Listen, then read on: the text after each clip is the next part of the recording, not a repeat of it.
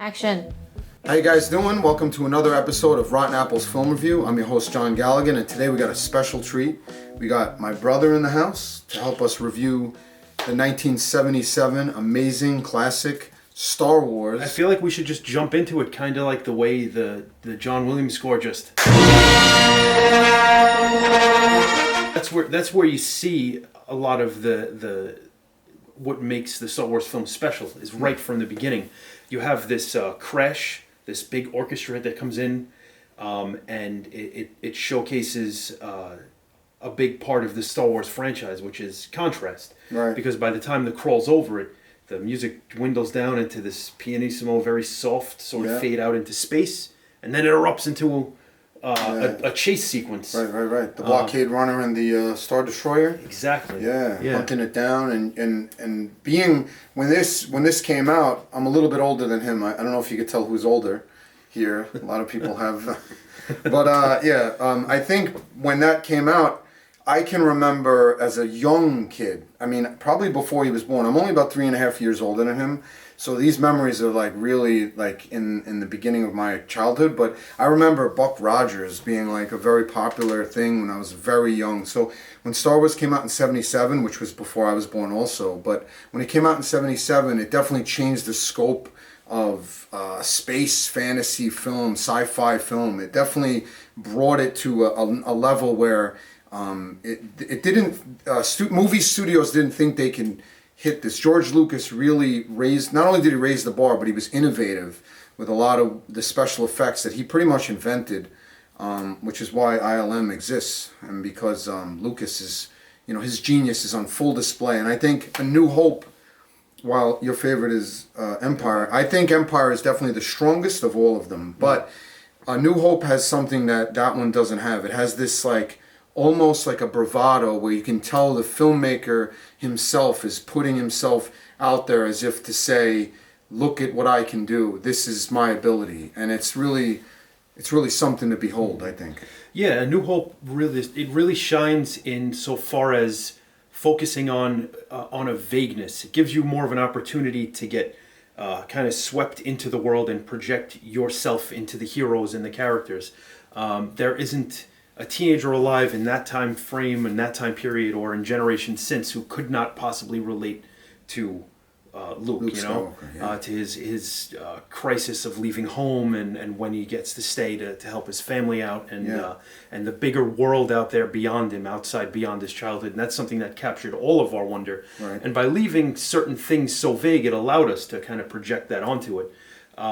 For instance, we don't really know the motives of the Empire or of the rebellion. We just know clearly, because you can tell instinctively who the bad guy and who the good guys are. The good guys clearly are the guys with the funny hats and the blue and gray in the beginning who are defending a ship, while the guys in the big white uniformed armor and the giant in the black robotic suit coming in, you don't really know who these guys are, the stormtroopers and Darth Vader, but you can clearly see these are the bad guys.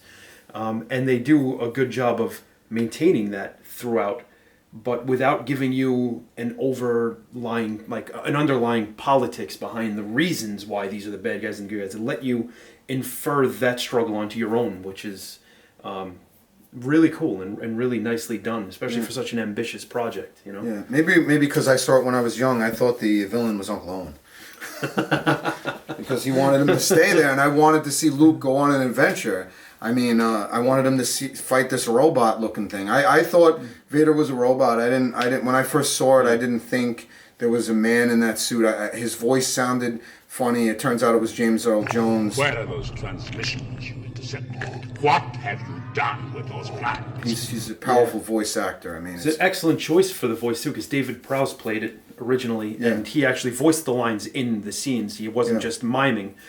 He was actually upset that they didn't use his voice. Yeah, they didn't use his voice. They probably could have. I mean, now they could have and changed it. Yeah. But I don't think then they had the same kind of technology or whatever. Yeah. But I did hear some of the David Prowse stuff, and it sounds funny. I mean, now that you know.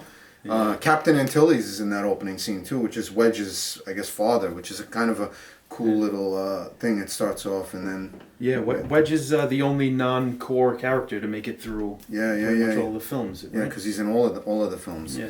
But getting back to the good and evil thing being drawn, obviously Uncle Owen isn't the villain here, but and Aunt Beru, Yeah. that's it. And she's not the villain, obviously. I mean, she wants the best for Luke. You can tell that there's love there, but you know, Owen sees a lot of his father in him, which you don't really know what that means because you're thinking his father is not. You don't realize at this point of watching. I mean, obviously everyone has seen this. Spoilers. Yeah. If you need a spoiler alert here, I mean, I don't know what to tell you. You need to watch the movie immediately. Turn this. You shouldn't be watching this. Yeah, probably not the time for reviews. Yeah. Decades after the film was released. Yeah, For you to be watching if you haven't seen the film yet. Going back to the Uncle Owen and Aunt Beru, like you were saying. Yeah.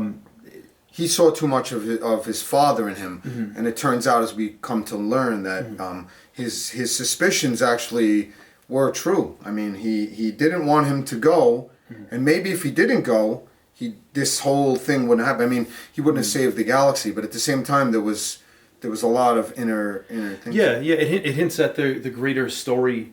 And also a greater kind of allegory for the film, which is that you can't avoid the inevitable, your fate, the things that you're drawn to, or things that compel you, either genetically or environmentally, or things you might have to take after your ancestors, or your father, or your mother, or whomever, that might draw you to, certain adventures, so to speak. But if you're going to look at the early scenes, that you get to really kind of put into perspective Luke's development, because he starts as very much a whiny teenager, almost not quite, but verging on almost unlikable. Whining about going to pick up power converters from Tashi Station, and wanting to join the academy, but Uncle Owen needing help, and you got to stay on one more season. Yeah, whatever that meant. And they drank blue stuff.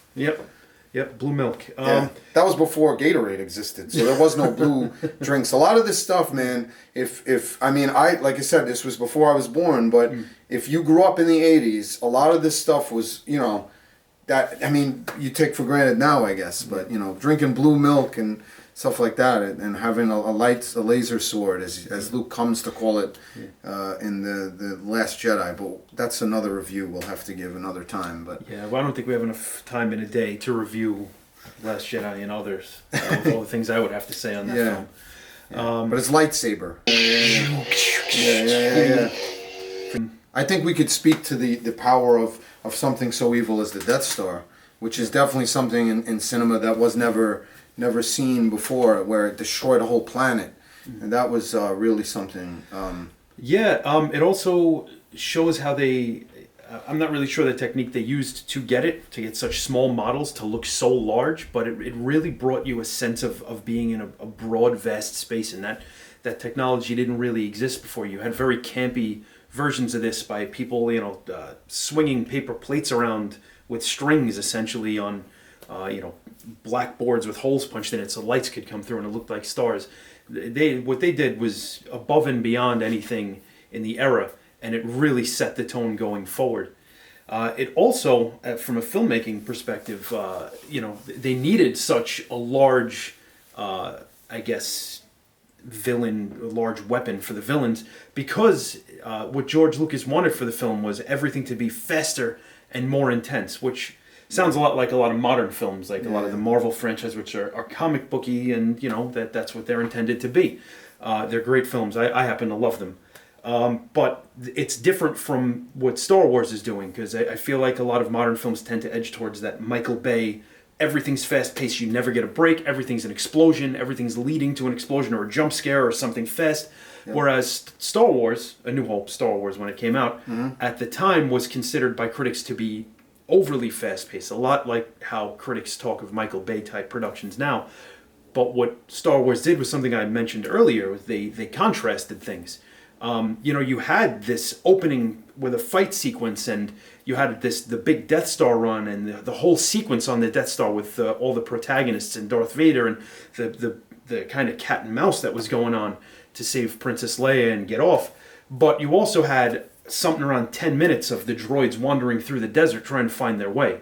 So they took a lot of time to have the lulls in there, because George Lucas knew it would be much more effective for storytelling if you took the time to let the viewer take in what they were watching and reflect on it and understand where they were, rather than just have their head spin for 2 hours. Right. And a lot of what the practical effects they used a lot of miniatures.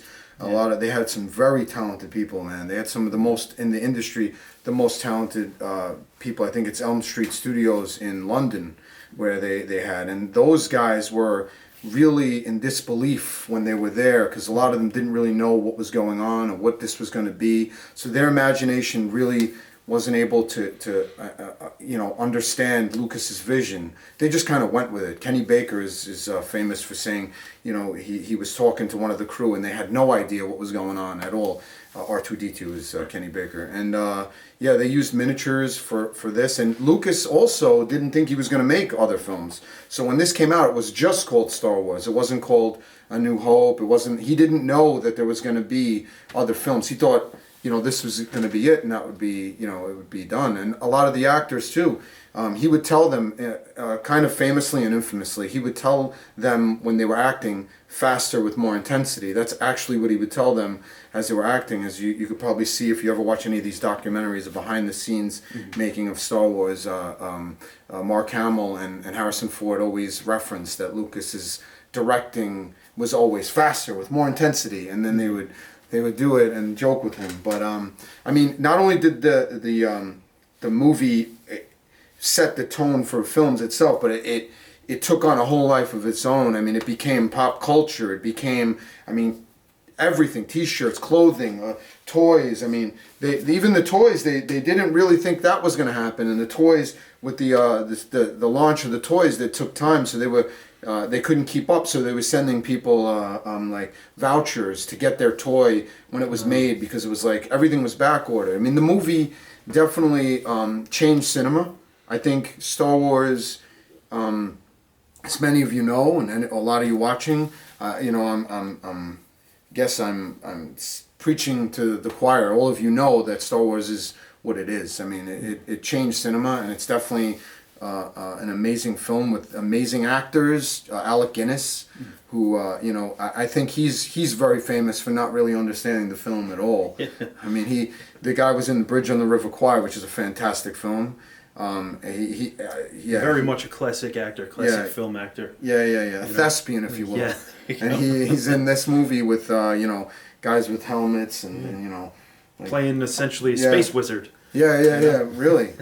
And he gave the film its needed, I guess. It made it more valid to have an actor like that in it. People took it a little more serious, and having those actors that I think Peter Cushing he did an amazing job as Tarkin, and he definitely gave some villainy there, because he's got that face for sure, menacing. Yeah. And Mark Hamill, who's an amazing actor, he's the voice of Joker, and he's a voice actor, and of course Harrison Ford, who is my favorite actor of all time, being that he's Indiana Jones, and we made an Indiana Jones film called Indiana Jones and the Secret of the Queen's Giant. Yes, and check that out. It's going to be online soon, probably the springtime. Right now it's in festivals, but right there is what I'm trying to say about George Lucas being an inspiration, and he inspired me to make movies.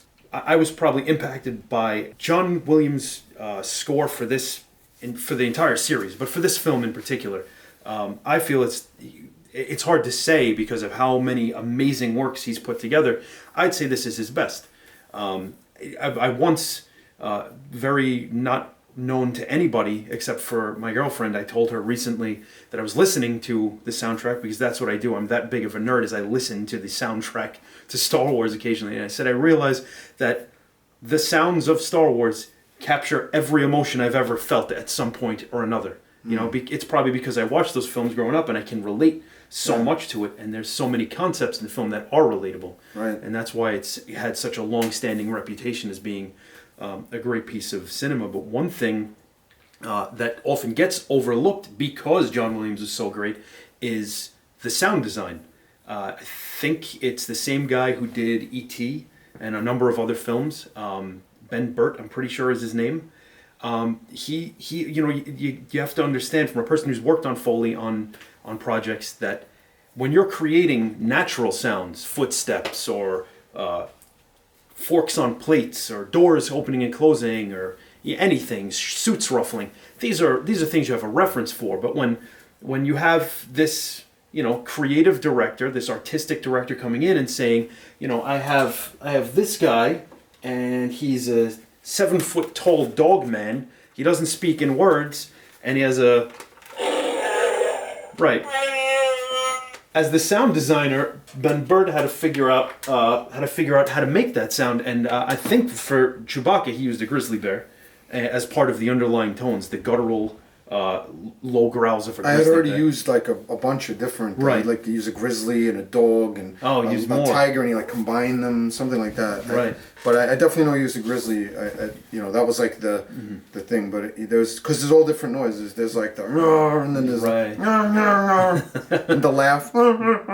Yep. Those things. I mean, he had to use so many different noises. Also, speaking of the thing you referenced with the David Prowse speaking, they have Peter Mayhew, who played Chewbacca. They have his, because he didn't just mime either. He spoke. So they have those, and you got to look at them if you get a chance. Those are great. Oh man. Yeah, those are really funny. I think the one thing that sticks out is I think he says, the old man must be mad, something like that, but he's in the Chewbacca suit. I just remember one of those like outtakes. I've never actually known that about it, but I would be very curious to see it, to see how the actual dialogue lines up with what I imposed on Chewbacca's voice, or on R2-D2's even. I can tell you specifically the scene, you'll know, because he says the old man must be mad because he got the tractor beam down, and Han's response is, "You said it, Chewie." Action. That old man's mad. You said it, Chewie. Yeah. Wow, that's perfect. Yeah. It's speaking of the tractor beam, that also is one little snippet of the perfect sound design of this film. Like when Ben is in that little area where he's disarming the tractor beam, pulling him down, you have all sorts of little atmospheric noises in there. Right, right. No one knows what this space station sounds like or how these machines run, but he had to create an atmosphere of this fictional world that no one's ever thought of, even a planet-sized space station. What is that like? Right. And then also take it from these highly technological areas of scenes of the film, Right. and then you also got to go to Mos Eisley and you got to create Right. the voices of All those dozens of creatures and animals and this and thing. droids too. One of the sand people. Right. Yes. Right. And I mean, all the noises they make. That noise. Yep. Yeah. The I mean, Jawas and noises for the ships, the Millennium Falcon. I don't know if you can see the original toy here we got going. Yeah. The original toy. I mean, all the noises they had to make for these things. or perhaps the most iconic sounds of all. Oh, this lightsaber. So I mean, I think we pretty much covered A New Hope. I think I if I had to recommend, obviously I'm going to give it a 10 out of 10. Chris. I give it a 10 out of 10. So it's got 20 apples. 10, as well as 10 this. apples, 10 oranges. Okay. Yeah, it's 20. No, it's definitely a 10. I mean, if you don't think it's a 10, I don't know what to tell you. For me, it's definitely a 10, and I would definitely. There's a bless you off camera. there was actually a dual interview. New York, I think it was New York Times or a New York New York Magazine critic, John Simon, Oh no! intensely disliked all of the Star Wars films, and I think this was when Jedi came out. Not to jump ship, he thought they were terrible. He thought they were campy and they were for children in the worst way possible. I think one of his quotes were, "This is the type of film that children watch and it makes them unnecessarily dumb." Wow. And maybe it was Ted Koppel or Tom Brokaw, I can't remember the name of the anchor, had also Siskel and Ebert, who actually, I'm not particularly a fan of critics, but I really like Siskel and Ebert. They are huge fans of Star Wars. They think that they were great films for what they were. Rest And- their souls. They're not with us. You know, Right. Siskel and Ebert. No, Yeah. John Simon either? I don't know. I'm not sure either. I know Siskel and Ebert aren't. Which one thing? Don't get off topic, but it's always weird when I look at Ebert's review because he's not here, but you can still look him up. I don't know really how that works. He's reviewing movies and he's not. Oh, is that the, They have is that other the, people the- doing it, Yeah, but- is that the they have like a simulator too, like a robot thing. Really? Yeah, I I, didn't think know so. that. I think that was like a. Oh, maybe I'm wrong. We'll Oh, look I don't into know. it. We'll look into that. But that's interesting. Let me know if I'm full of shit in the comments below. Thanks. Well, let us know how it works because I'm actually curious. I'll look. I'm a movie goer. Obviously, I have my own review channel here, so I look up to see what Ebert's page would say. I'm thinking it's other critics, but I mean that would be interesting if they had a simulator. That would Yeah. be really crazy. But I mean, stranger things have happened, I guess. But Yeah. But, it goes to show you that some critics who have really respected credentials will find an awesome film, what I feel to be a true work of art in cinema, Yeah. and give it a 0 out of 10. Wow. But then there's other critics who are also well respected and honestly much more well known, for whatever that's worth, who will give it a 10 out of 10. Yeah, and yeah. Then there's a guy from Queens like me who will also give it a 10 out of 10. yeah. Well, I feel like when you watch a film, it should move you and you should take something with it. And I think not many movies have that impact like Star Wars does. Right. I definitely think I took something from Star Wars and brought it to my actual life, So I feel like I'm inspired by Lucas. I'm inspired by his passion to create something like his own world that he dreamt up and make this whole thing and put it out there for people to judge, for people to make their own assessment of his artwork. And he did it in a fearless, creative way. And I definitely think George Lucas should be definitely acknowledged for his genius. And Star Wars is definitely his baby. And I think the original Star Wars, the one that came out in 1977, is definitely the one that's the most impactful, all things considered. We could definitely talk about which one would be your favorite movie is Empire Strikes Empire Back. Strikes for Back. sure. So I agree with him. I think Empire Strikes Back is definitely the strongest one out of all of them. But anyway, I want to thank you guys for tuning in. That's Rotten Apples Film Review. I'm your host, John Galligan, and this is my brother. Chris Galligan. See you next time.